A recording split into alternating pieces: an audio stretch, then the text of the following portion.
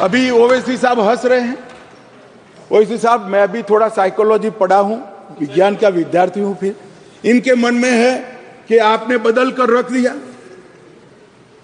मान्यवर, मैं कहना चाहता हूं, हमने राजद्रोह की जगह देशद्रोह की स्थिति रखी। अब ये देश आजाद हो चुका है, लोकतांत्रिक देश है। शासन की टीका तो कोई भी कर सकता है, किसी को भी करने का अधिकार है। इसके लिए इस देश में अब किसी को जेल में नहीं जाना पड़ेगा, चाहे हमारा शासन। मैं फर्क समझाता रहा हूं, जो बड़े कटाक्षमय तरीके से ओवैसी साहब हंस रहे हैं इसलिए।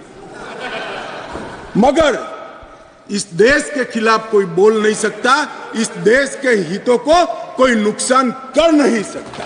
इस देश के झंडे, इस देश की सीमाएं, इस देश के संसाधनों के साथ अगर कोई खिलवाड़ करेगा तो निश्चित रूप से उसको जेल में जाना, और जेल में जाना चाहिए। मानिए, ये हमारी सरकार का ट्रस्ट है।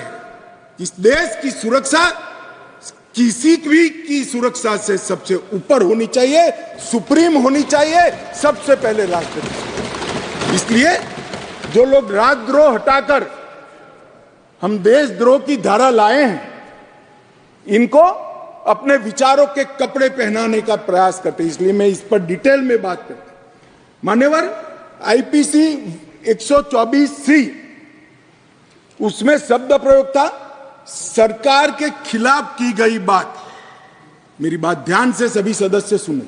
अंग्रेजों ने बनाए हुए कानून में लिखा था 124C, सरकार के खिलाफ की गई बात।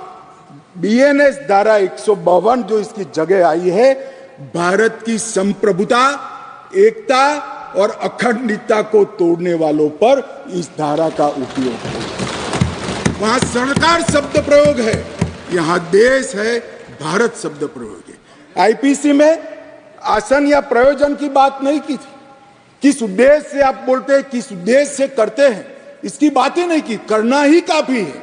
हमने इसमें देशद्रोह की डेफिनेशन में आशय की बात करी है। उसका उद्देश्य क्या है, उसका आशय क्या है, इसका महत्व है। अगर उद्देश्य देशद्रोह का है तो इसको कठोर से कठोर दंड मिलना चाहिए।